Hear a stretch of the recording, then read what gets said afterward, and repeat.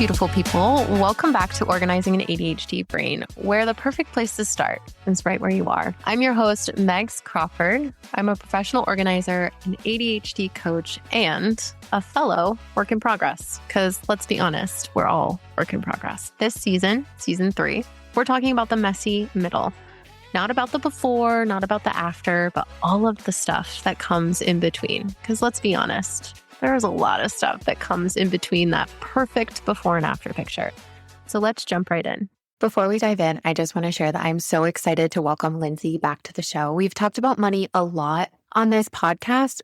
Part of the reason is because I'm going through my own money journey right now, myself and my husband. And I'm trying to share more openly and more vulnerably because I'm not alone in this. There's so many other people that are going through trying to figure out their finances and where they want to go. In addition to this, what we talk about today has so many parallels when it comes to organizing and clutter and the state of what we've gotten ourselves into, if you will. But one thing that Lindsay says in this episode is that debt is morally neutral, in that just because you have debt doesn't mean you're a bad person. It means that it's data telling you more information. I love data. Oh my God, I could talk about it all day, but it's more information that's telling you that there's a deeper rooted thing that's going on. When it comes to our clutter, it's morally neutral. Just because you have a perfectly organized home versus a cluttered home because you have a ton of interests doesn't mean that you are a good or bad person. It means you are a person and you've learned different things along the way. There are people with ADHD who have meticulously clean and perfect homes, at least on the outside. And there are people with ADHD that have a lot of stuff, which is why we talk about it on this podcast. This isn't just about putting things in places and knowing exactly where it goes and making it perfect. Although we want that in our lives, we seek it. We try to strive for it on a regular basis, but that is keeping us stuck. So we are talking more about the messy middle today because it is the journey of continuing to come back to what you start that allows you to learn and understand what you want to do differently. And more to that, wherever you start, whether you're starting with the way that you use food as a comfort, or the way that you buy stuff as a comfort, or the way that you attack your stuff as a way to make you feel better about the state that you're in. Or maybe you try to pay off debt and then you get right back into the same circle all over again. Wherever you start, as far as figuring out why you do the things that you do, you're not wrong. You're just starting. It's so funny because I've been using those words lately with my business. I don't know where to start. And I heard one of my clients say that the other day, and I'm like, you're not starting, you're continuing. You've done so much, right? And I had a reminder of that. And I was like, oh, that's so telling. Just my own life and reflection and what I have done and not yet actually given myself credit for. I'm not starting, I'm continuing. Just like I've been talking about persistence instead of consistency. I'm continuing to come back to the things that I set out to do. Each time you do something and you start to see how much progress you can make, it proves to you that you are able to make these changes. If you're focusing on finances, then finances allows you to look at your patterns from a way that's affecting you. But guess what? That leads into what you're spending money on. If you now notice that you're spending all this money on bins, but you're not actually using the bins, they're just sitting there, or they're getting filled up with a bunch of other stuff, well, then that is a neat truth to start to understand, like, oh, I am trying to beat my organizing with buying bins. Okay, let's go ahead and jump into this episode. I'm so excited to reintroduce you to Lindsay. She is a financial therapist, a licensed mental health counselor. She's also a fellow ADHDer, a mom of 2. She is in the middle of a move to Costa Rica. So talk about messy middle. And today we're coming back to you to talk more about what it actually means to be in the messy middle. We're going to talk finances and how that truly relates to the clutter aspect of our lives. There's so many overlapping themes. Welcome back to the show, Lindsay.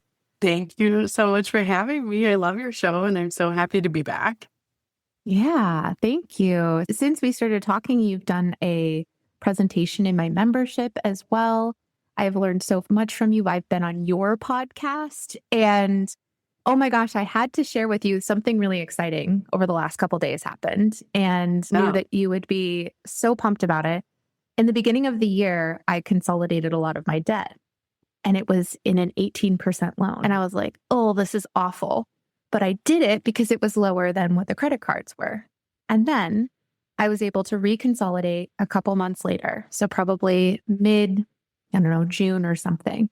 And I got a 12.99%. And yesterday I was able to refinance again. And I've been checking. I've been like, okay, who has the lowest rates? We actually got approved for 7.99. I know. Amazing. Freaking insane. We decided to take a little bit of a higher interest rate because of the payment, just in our current situation. But the payment we're already making, we're able to pay that. And we chose a 9.99% interest rate. Amazing. So the amount of savings we're going to have is fantastic. I just can't even believe. I was like, oh my gosh, look how I am doing things slowly but surely and continuing to save money along the way. So I knew of all people you would appreciate that. Oh, I'm like beaming inside. I just love this for you. And I don't think people totally grasp, and it's really hard to grasp the concept of interest and just how much it really is pushing you back. I just had a client that we were working with, and we had looked at, she was spending, her minimum that she had to pay towards her debt was like $300. And interest charges every month were $260. And I was like, so you're only making $40. And she hadn't looked at her stuff. And we just walked through that. And so we talked about all her consolidation options. And I actually brought you up as an example. I was like, a friend of mine just went from an 18 to a 12, and she's going to keep a pulse on it. And I was like, those make really big dents, because if you're still thinking, okay, well, I'm going to put 300 towards my debt, but you're only paying 100 in interest, it just speeds up everything so much. And so I love to hear that. You're just so good at evaluating your progress and where you're at and what the right next thing is. And you're really staying on top of it. It has taken me years to get to this point of constant tracking, but now I love it. You said you have money dates with yourself. Oh, yeah. Yep. I love pulling up my budget and just making sure that things are going to the right places. And one thing that was really hard for us this year was Adam didn't have an income because he left his job because we were moving across the country. And now he has an income again. And so I expected to be like, okay, money, like, let's just put it towards where we need to. But it takes time to get yourself to the position where you're not pulling from savings to pay things. You're actually pulling from your paycheck to pay for it. So that is where we're at. We're in the messy middle of adjusting to making more than what we're spending, which feels really good that we get to plan for our future now instead of just trying to scrape by, living paycheck to paycheck. Yes. I love this. The money dates to me are honestly such a huge point, and it's really easy to move those to the back burner. Like you've never done them before, whatever, right? But if you can keep a money date in the forefront of your mind, it changes everything. I look at money every Tuesday morning. I have a money date. I wake up before the house. I have my cup of coffee. I romanticize it. I put on something in the background. Like, this is really great. And I just look, because I'm a business owner, I'm looking both at my business finances, and I'm paying myself that day, and I'm moving money into my tax savings bucket, and I'm doing this and doing that, right? And then I look at my personal finances, and it's just a way for me to stay on top of everything, to know what's going on with my money, to tell my money where I want it to go, rather than my money going and me being like, oh, what happened, right? And I think so many people live in that avoidance. They are in the black box of shame, and they are not looking at anything. They don't want to look at anything. They don't know how to look at anything. And respect. It can be challenging when you're first like, okay, I want to do money dates, but like, what do I do? You know, I can tell if I miss a money date, I'm on vacation, I'm whatever, I feel like this underlying sense of chaos. And then I'm like, oh my gosh, I haven't looked at my wealth planner 2 weeks. I need to go update that. I haven't looked at my this and, you know, whatever. And when you can regularly put those into your schedule, it doesn't have to be as consistent as I am with like every Tuesday. Although, like I said, it does feel good. But I have a system. I have a whole system for like what my weekly money dates look like, what my once a month money dates look like, and then my big annual money date. And I live for my big annual money dates to do like my year in review, my year ahead projections. Like, I think they're so fun. And I have heard very consistently from my clients who are now having regular money dates with themselves. They're like, yeah, it changes everything. It's amazing. That is so darn cool. I want to talk about that block a little bit more. Mhm. First, share with us what's going on in your life. What isn't going on in my life? Yeah, since we last talked, gosh, when did we record? I don't even know. We are currently 12 days out from our move to Costa Rica. So me, my husband, and my 2 children are moving to Costa Rica for at least 1 year is our current plan. Who knows? We're newish real estate investors. So we closed on our first long-term rental in February. We closed on our first short-term rental in October. And our plan with our primary home was to just have that be a rental as well. And the more I sat with it and I thought on it, as much as we love this house, we just renovated a ton in our house.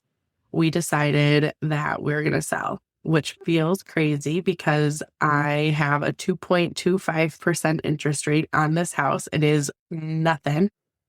But I just had this overwhelming sense of like, we did with this house what we were supposed to do with it, and it's time to pass it on to a new family. And we had quite a bit of equity in it, and that just feels really good. It's sad, but it feels really good ultimately. And so we are now not only just packing up to move to Costa Rica, but we're also now moving all of our crap out because we initially were planning to rent it furnished. So that added a layer of complexity. I'm launching my first course for helping people get out of debt, which launches on January 5th.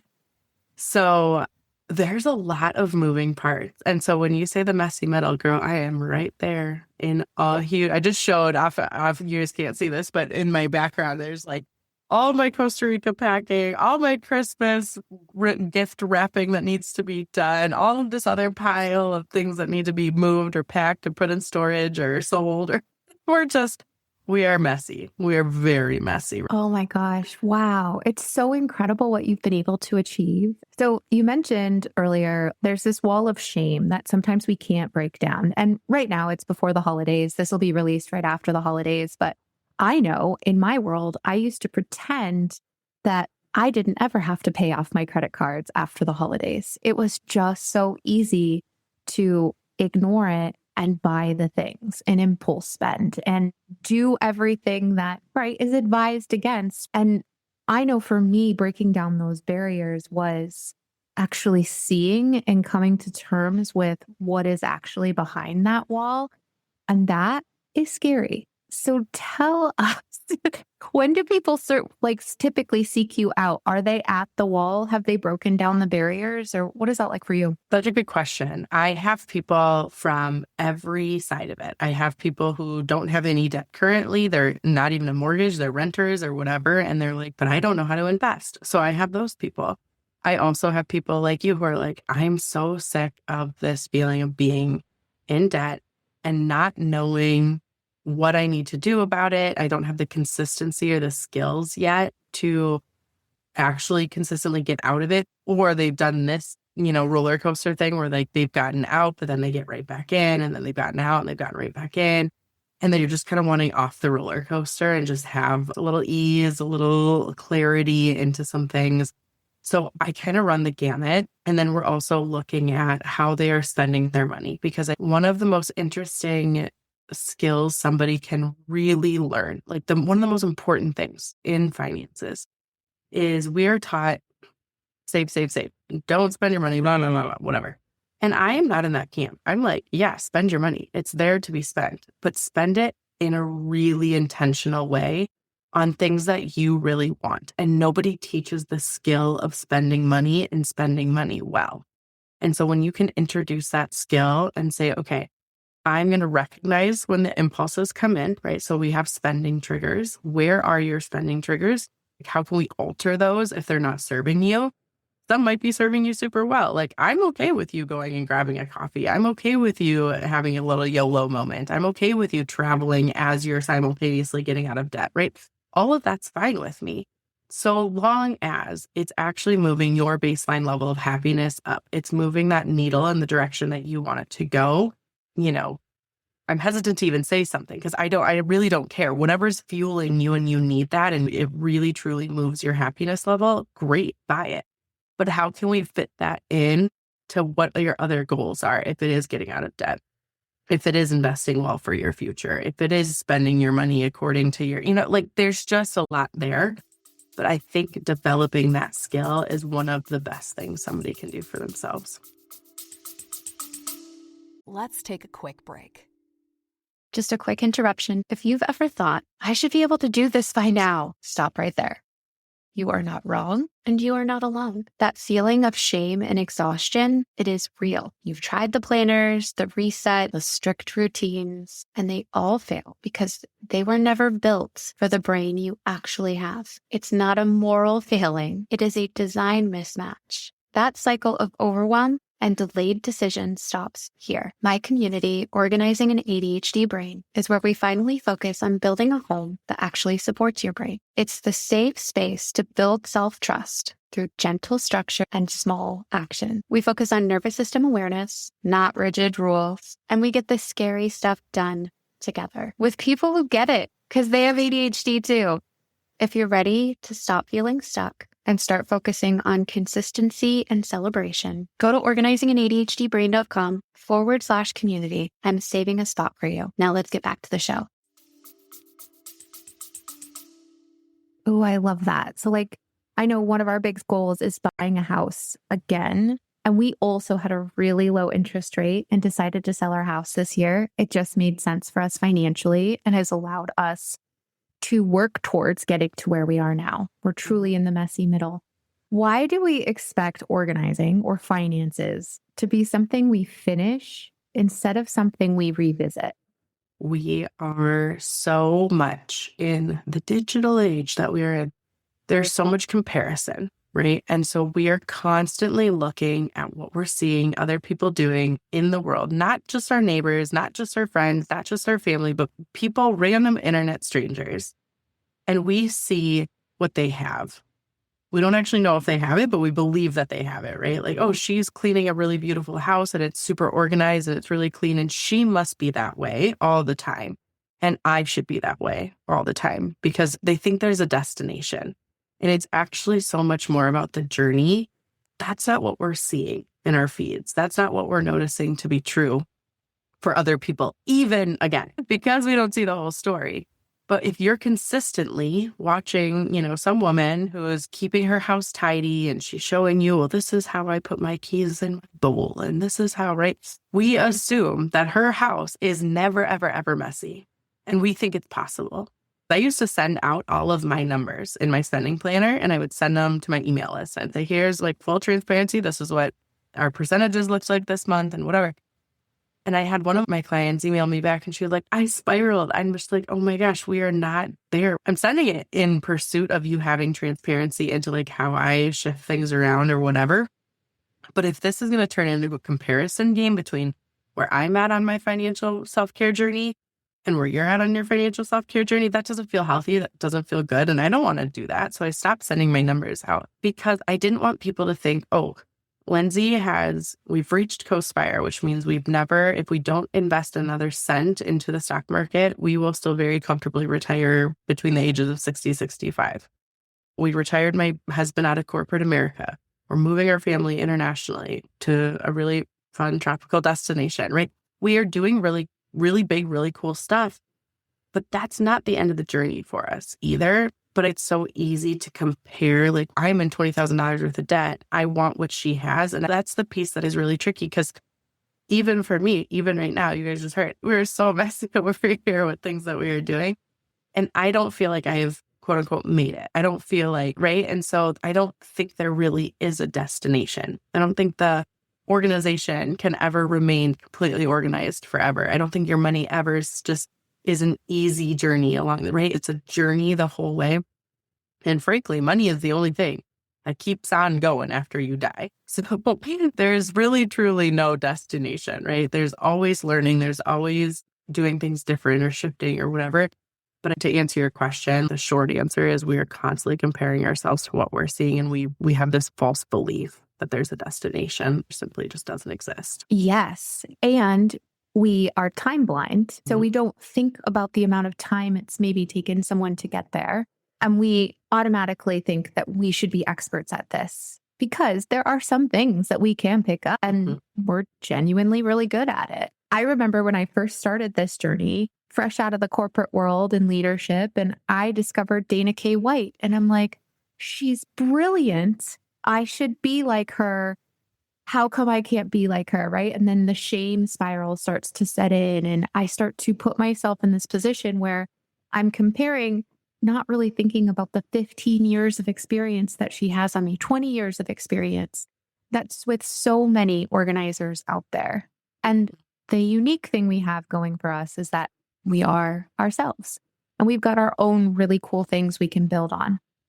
You said something though in there about the journey. And why is it the journey that matters? What does that allow us to understand? The journey is the most important part, right? I'm not somebody who's like, you should enjoy the journey the whole time. Like, I think this like bullshit. Like, it's even when like people are like, oh, I just want to be happy. I'm like, okay, but there's other emotions that you have. Like maybe you want to feel more content. Like that's like a general feeling that you want to have, all the while knowing there's going to be ups and there's going to be downs in all the emotions that you're feeling on that journey.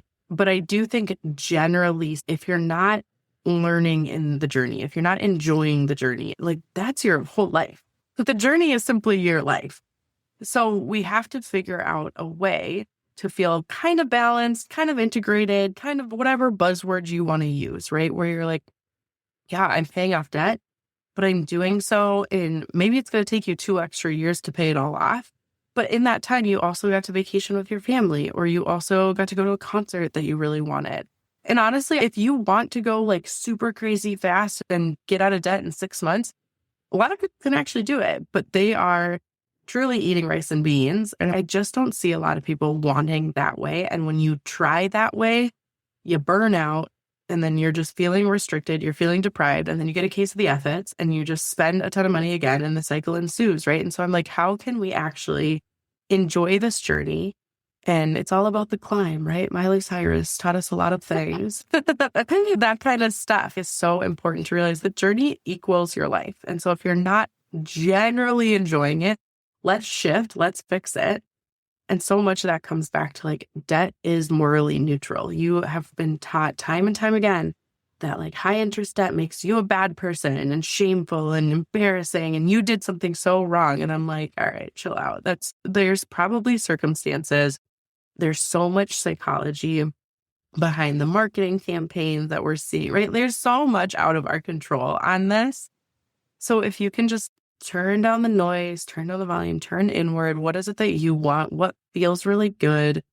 What is the timeline for when you'd like to get out of debt or whatever? And what other things you want to experience? And then we fit the numbers to make that, right? It's emotions first, it's people first, and then it's what the data is telling us. What do we have to use? What's their income? What is our expenses? What can we write? Do we want to stay in the super bougie hotel, or maybe we can like just be in a 3-star hotel this time instead? But making different choices that are for us, not for other people. Something that you said reminded me of the summer. So we sold our house and then we took our time getting to the East Coast. We didn't know where we were going to live yet, and we wanted to stay in a couple Airbnbs. We thought that would be fun.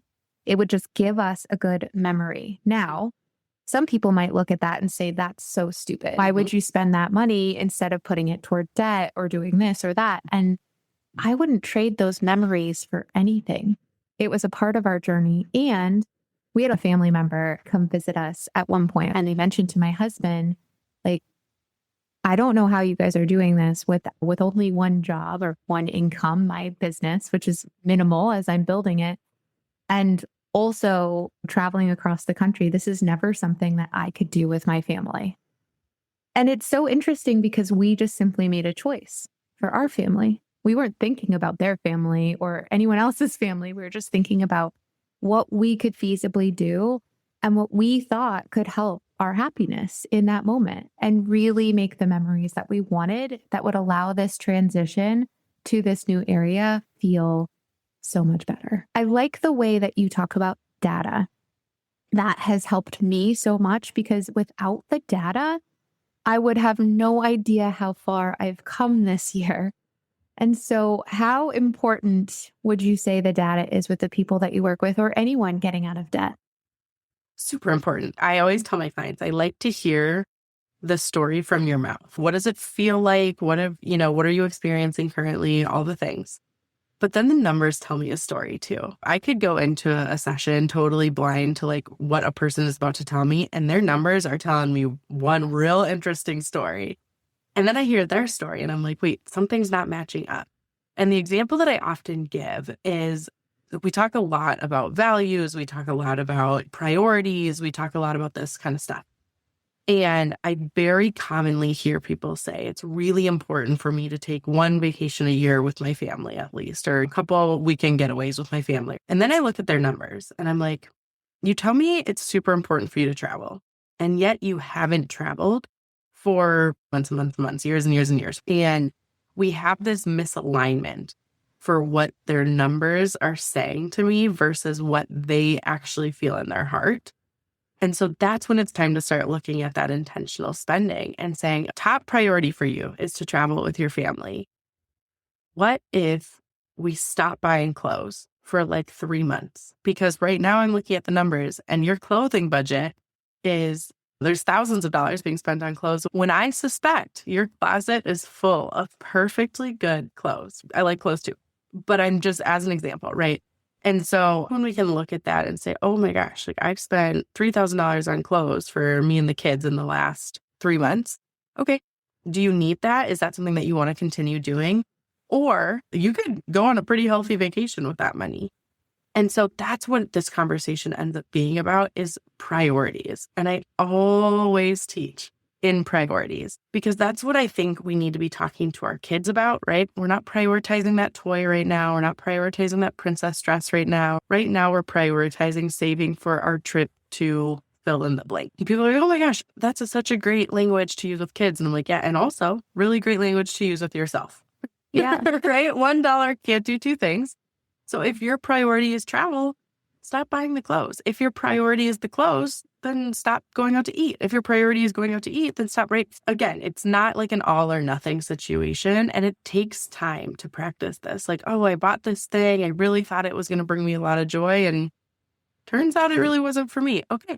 The data is there. Now we learned and we can move through the world differently next time. There's no shame. There's no blame. There's no guilt. There's no whatever. It's just about learning and changing and adapting to what fits your current season of life. And to your point here, it's about truly noticing the patterns that you have. Those people may not have seen that they were spending so much on clothing. It was just part of their norm. Mm-hmm. And now the awareness allows you to see things from a different point of view, allows you to make more strategic decisions in your life. And with some of the things you said too, it could be that you forget. With ADHD, when we're trying something new, you are naturally going to be really good at it right away. And then after a couple of days, forget that was even an intention that you had. That's part of the change that is really difficult. It's not ingrained. It's not a habit. It's not something that you can do unconsciously like we do with so many other of the things that we do in life. It is literally something that you have to think consciously about, which is why having a coach can be so beneficial, because instead of getting lost in your head about everything, and when everything is important, nothing is important, you have a focus, you have a goal that they continue to remind you of. And then we can look at the data to see how far you've come. That was one thing I started implementing in my own coaching, is I created a momentum map so that you could see what you wanted. It's so easy to get off and go on these other tangents of things you also think are important. But when you write it down and you come back to it, right? It's not about consistency. It is about persistence. Coming back to it when you get off the ball, coming back to it when you might have made a mistake. And what does that tell you? Instead of shaming yourself, looking at it from a data standpoint and saying, what does this tell me? How can I ingrain this into me in the future? Or where can I put this as a reminder so I have permission to forget as I continue to make these changes? Because I'm not off. I'm not doing anything wrong. I'm not stopping. I still know more than when I started. This is just simply the mess that I'm in. It's not pretty. It's just a mess. It just is the mess. And, so much of what I talk about too is with ADHD and how we need to externalize our brain. And so if money dates are something that you're interested in doing, I live and die by my calendar because I cannot remember a damn thing, right? So I'm like, put it on the calendar. I will see it. I have an external thing to help me remember what my next move is. This is why I have 86 browsers up with all 89 tabs on each browser, because I'm like, as soon as I exit out of that, it is gone forever.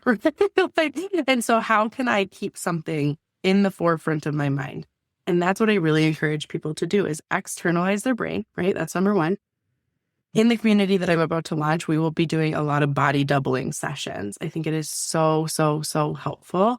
If you want to start tracking your expenses, fine, then let's have a body double where you guys are just sitting and we're not talking, we're not doing anything, but just holding each other accountable by being in proximity with somebody else who is also doing some sort of semblance of the same work as you, right? So I think that is going to be really huge. I love body doubling. I think it's so, so, so powerful. And I always forget the name of these clocks, but what are they? It starts with a P. You know it, I'm sure. Oh, Pomodoro. Thank you.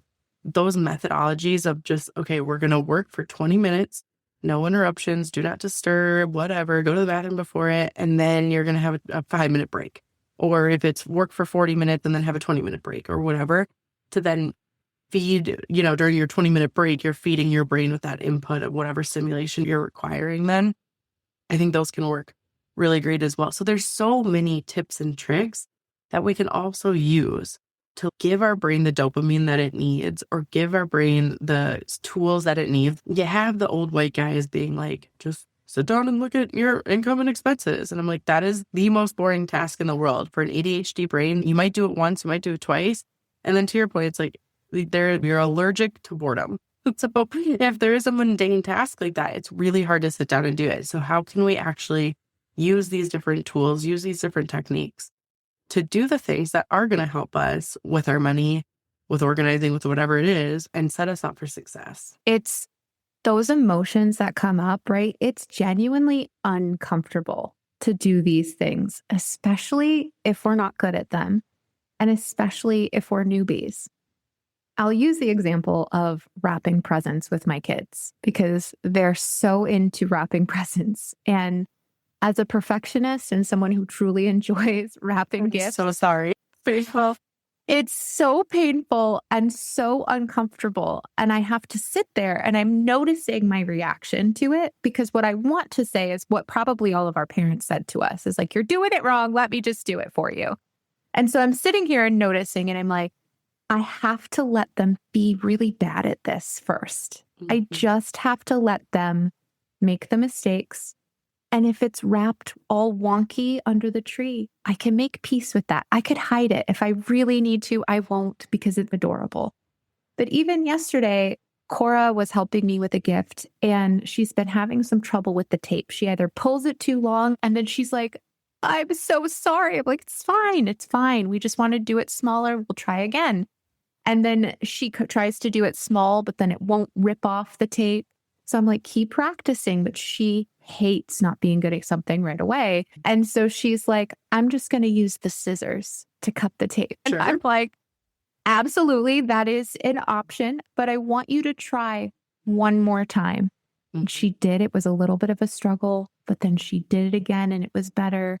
And she did it again and it was better. And it's these little things. We have to start somewhere and we have to allow ourselves to be not so great at it at first and have people around us to support us not being so great at it right away, but encouraging us to come back and saying, it's okay that you made that mistake because here you are again.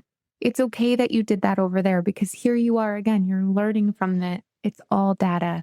And here we are. We get to grow from it. Even me, I get to grow as a mom. It's true. Yeah. Yes, it is so true. We are so bad at being bad. And that's just a human experience. So much of my work really turns back to social media. Like, I think it's the demise of us in many ways. I think it's also super helpful, and that's why it's so challenging is because I just learned a really cool wrapping technique that I saw on some stupid reel. And I was like, amazing. I can't wait to use that. So there's things like that where I'm like, oh, social media is so great. I learned a really cool wrapping trick. And then I'm like, oh, wait, comparison is the thief of joy. And all we're doing all day long is comparing ourselves to other people. But I do think there's something with that, right? Is we're constantly seeing other people do things really well. And we assume, to your earlier point about time blindness, we assume they were just able to pick it up like this. So again, for somebody like me who's been having money dates with myself very regularly for years and years and years now, of course it's going to take me 15 minutes to have a really cute money date, get a lot done, know exactly what I like, what I don't like, what I want to accomplish in that date, blah, blah, blah, whatever.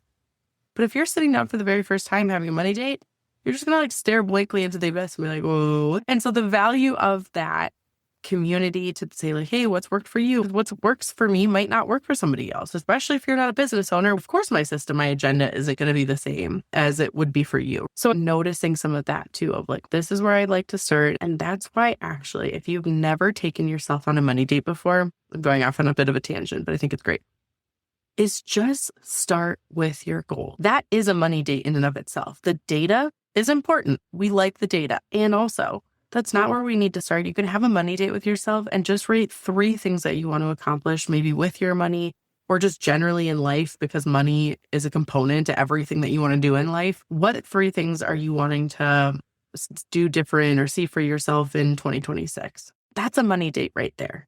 Because then the next money date you have, you compare that with, okay, I said that I want to go on X vacation in 2026, or I want to pay off $5,000 of debt in 2026, or I want to, whatever your goal is. And then you can marry that with some more actionable items. And those money dates are actually way more fun than the money dates that are like just numbers related, right? Like when we give ourselves this permission to dream, when we give ourselves permission to be bad at something, to be new at something, when we give ourselves this permission, that's really when we start actually seeing progress, because you're not going to be perfect at it the first time. You're not going to be amazing at paying off debt consistently every single week or every single month or however you structure your system. You're not going to be good at it. And so maybe your 2026 is just your year to learn. And that's okay, right? After that, we can systematize. We can do things a little bit different, but just learn, just notice, just be aware of your spending triggers, of whatever it is, right? That's a really healthy place to start. That's beautiful. And the emotions are going to come up along the way. We're naturally really emotional people. But something you said earlier is that you can be content while also feeling scared about the future and the unknown and what this will actually mean for you. There's so many emotions that you can experience all at once. And I'm curious, what emotions tend to show up right in the middle, especially around money? I think more importantly is it's okay to start recognizing the conflicting emotions that you're having simultaneously, right? And I'll give you an example of this in my own life. We have been investing for several years, 5, 6, 7 years now, really, really consistent. And here's kind of like our baseline of what I'm willing to have us between me and my husband investing every single month. If we had a 3 paycheck month when he was still in corporate America, and that was a thing up for us, right? Well, what do we want to do with that 3rd paycheck? How much extra do we want to put towards investments versus something more fun or whatever? Because we had this big goal to get him out of corporate and to do traveling and whatever. And then we got there. And so last year, just over a year ago, that was when we hit that Coast Fire number. And then a month after my husband retired, he was like, I'm out, we're done. And we pumped the brakes investing. We bought 2 investment properties. So just a different type of investing, but we haven't been consistently investing in the stock market this year. And that felt so uncomfortable for me for several reasons, right? But one, I was so excited that we were going all in on my business and we were kind of doing the thing that we had really planned to do. And there's been times where I'm like, okay, well, maybe I'll just take like $500 and put it in my Roth IRA. And I'm like, why? Because eventually I could maybe need that money or whatever. We are in the messy middle of taking the leap and relying on just my income. And so we have to be really careful with where our money is going because we lost an entire income source. And so it's all very messy. It's both exciting and terrifying. And there's so many emotions that go into that. And so I think understanding that like, okay, I'm experiencing this emotion. I'm feeling the terrifying emotion right now. Like this is like greatly. but that is going to pass. And I'm going to feel the excitement in about 2 hours. Like letting those kind of coexist and knowing, no, I don't need to do that right now. If I still feel like in 4 days that I want to put money in my Roth IRA, I can move some things around and I can fund that. But chances are that need, that desperation to do the thing is going to subside. And I'm going to be like, nope, we're back on track. We're doing good. It's all okay. Like we're doing the darn thing. It's happening. It's going well. And letting those emotions coexist, right? This is true for somebody who, again, is getting out of debt and they're feeling like they should sell their house and put all the money towards the debt or whatever, right? And just slowing down and not making a really abrupt choice. Actually, this is a perfect example. I have another client who is also actively trying to get out of debt. And she was just feeling really good. Dopamine was high that day. She was like living her best life. And she was like, I'm going to put $2,000 towards one of my credit cards. It's just like, it's in my account and blah, blah, blah, right? And she did. And then what happened is she thought she had already paid her rent, but she didn't because there was a delay. There was like a holiday in there or whatever. And so it hadn't actually been taken out of her account yet, even though she thought that it had. So she thought she just had a surplus of money in her account. We hadn't seen each other for a couple of weeks at this point. So then the money got taken out for her credit card and then rent still hadn't been taken out. And the next day it went to be taken out of her account and she was negative.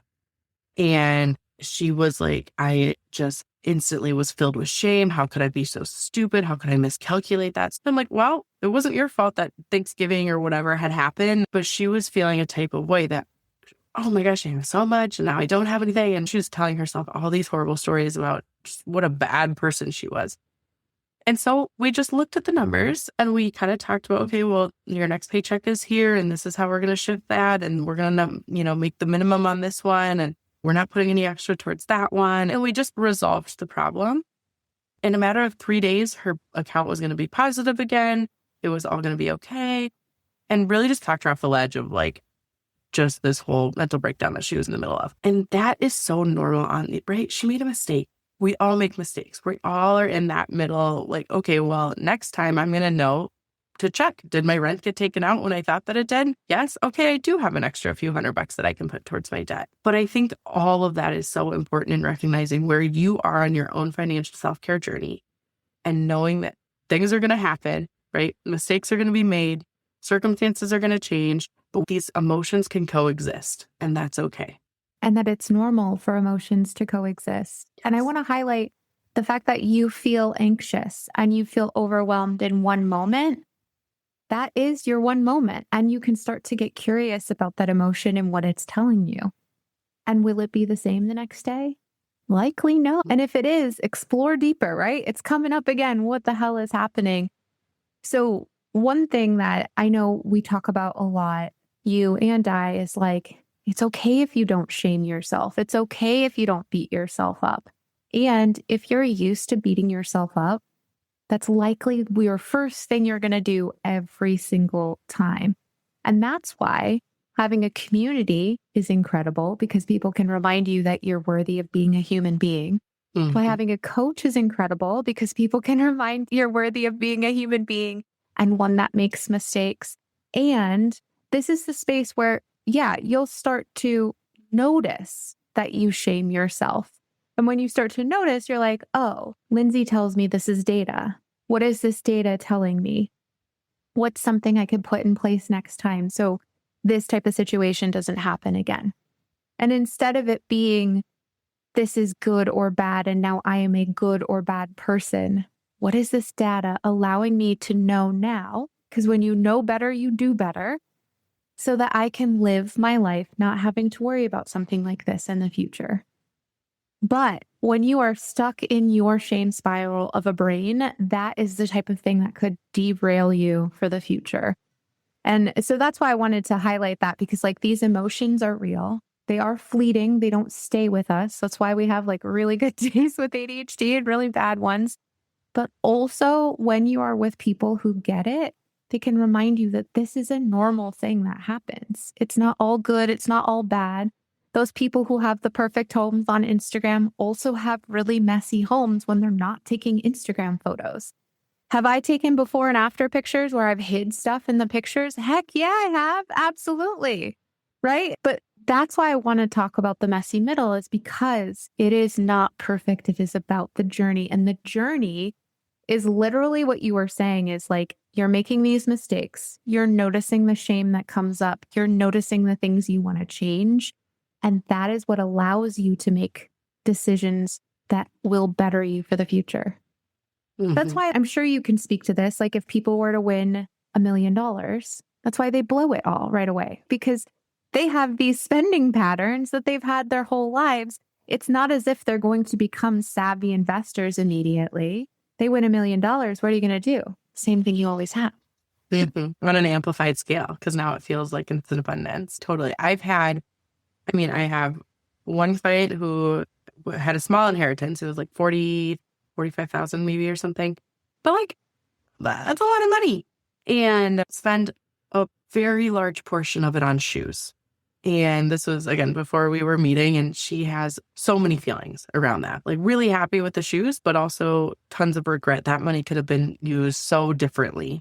And how she kind of sees her life now is like, if a couple of years ago she hadn't done that, where could she be now?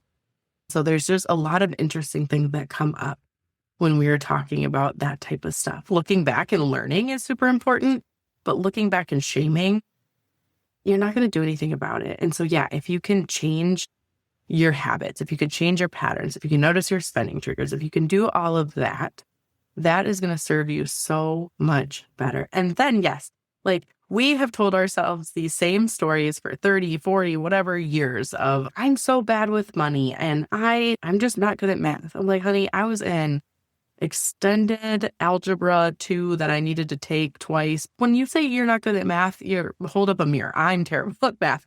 And yeah, I can be really good with money.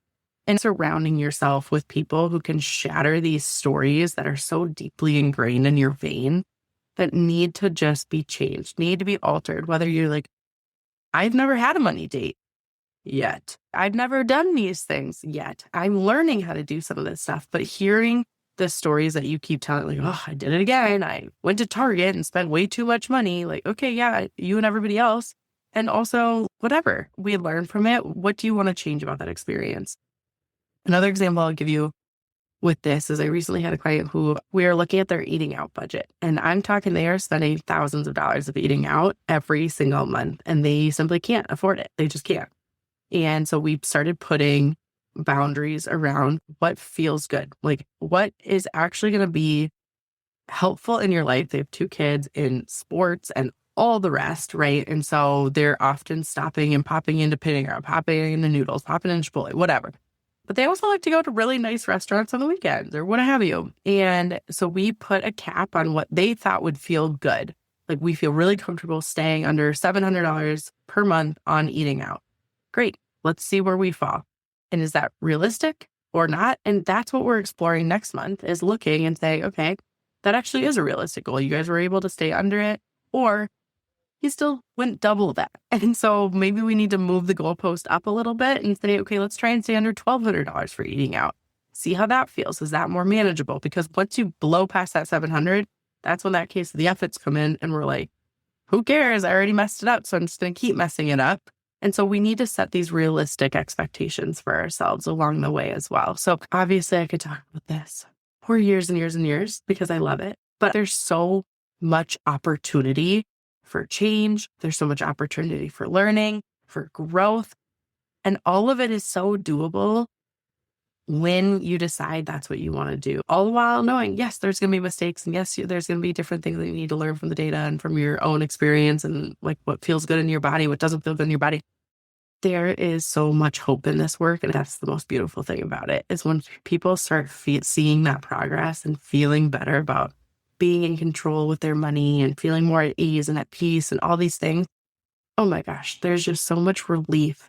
Because I don't think we all totally realize how much anxiety money causes us until we look at it. Oh my gosh, so much. And sometimes the awareness too is just, it's half the battle. You don't even need a plan. You just need to have the awareness. And I looked at my Amazon spending over the last 3 years. 3 years ago, I spent over $7,000. 2 years ago, I spent over $5,000. And this year, I've spent a little over $3,000. And I'm really proud of that downward trend. That's progress, Mm. which is really cool. It's not where I want to be, but I'm getting there. And that's really freaking awesome. Mm. If someone is listening and thinking, I thought I'd be further along by now, what do you want them to know? You and everybody else. I haven't met a single this goes back to what we were saying. There's no destination. It's all the journey. Because if I knew now if I had known about investing and all the things at 15 when I was working at Plato's Closet, I would have way more money in the bank than I have right now, right? But I didn't. And so we can play that game with ourselves of, wow, I wish I was further along, or I wish I had what she had, or I wish this, or I wish that. But you didn't.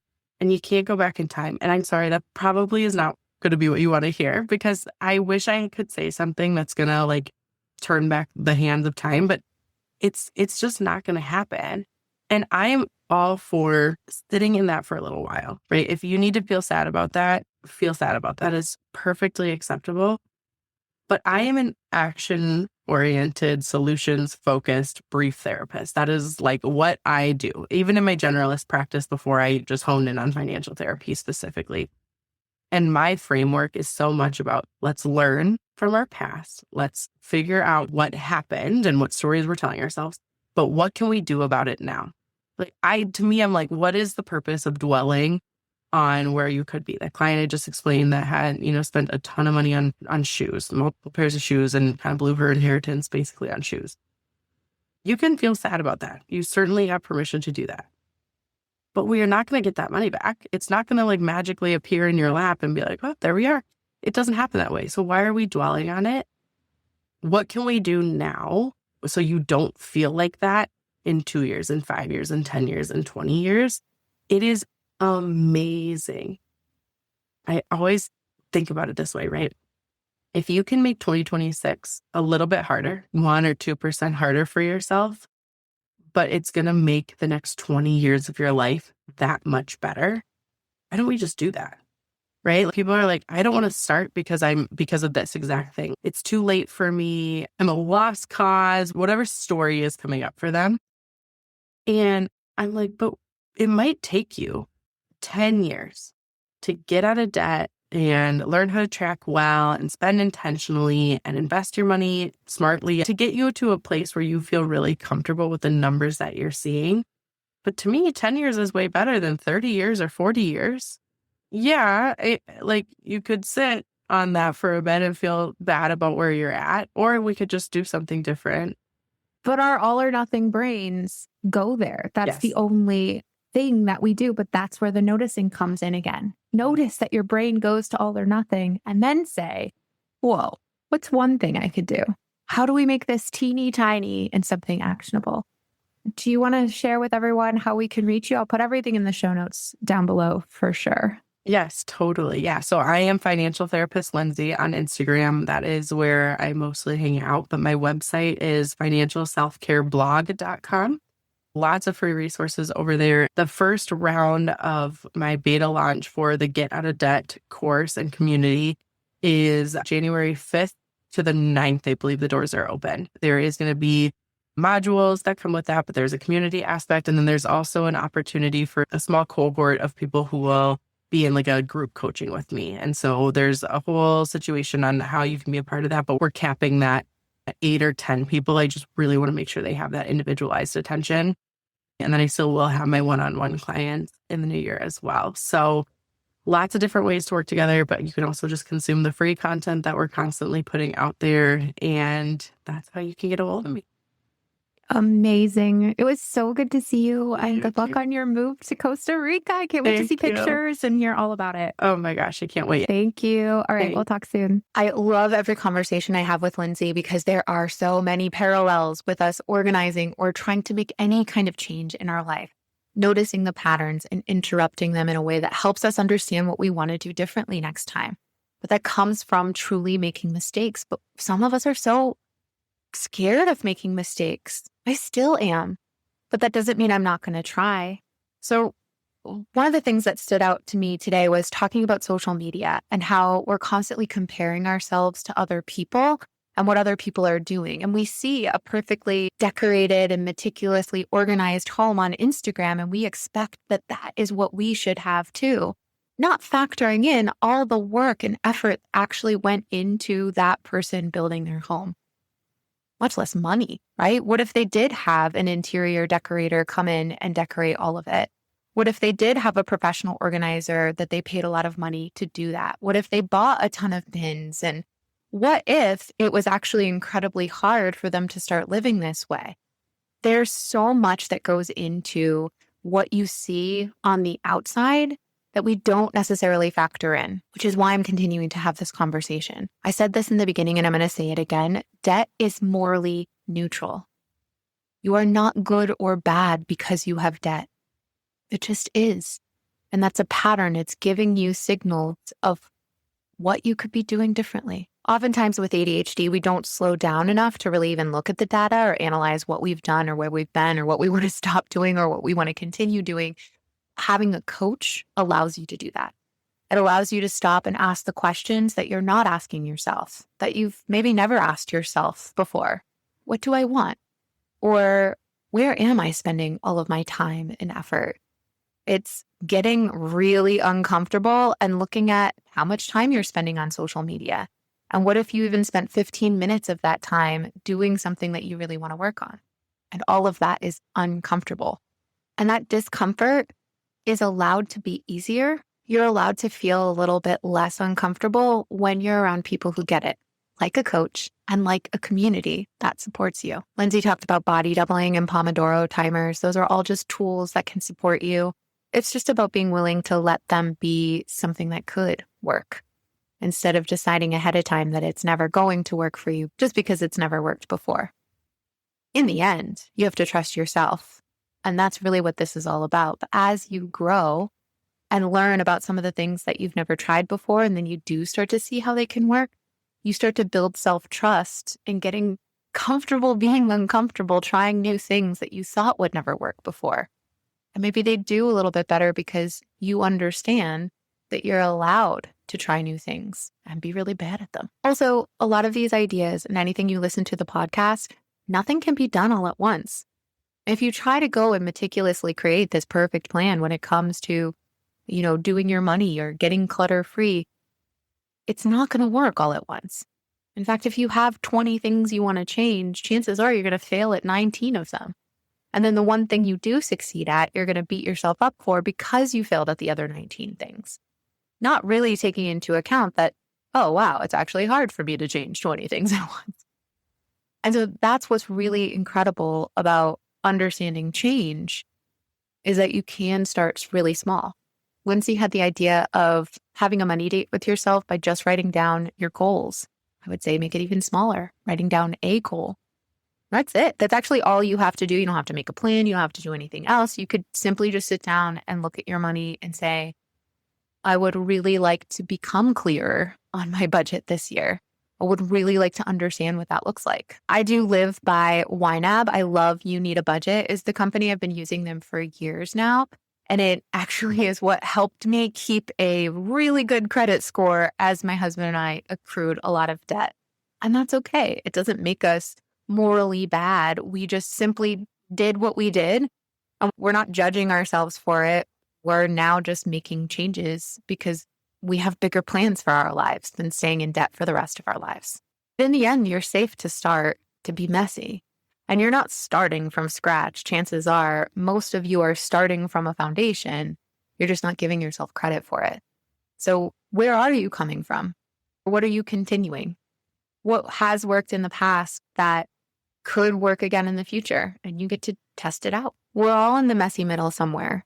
Even if you see someone who you perceive to have it all. I love how Lindsay shared how I forget the term that she uses, but they don't have to invest anymore in the stock market to feel comfortable in retirement.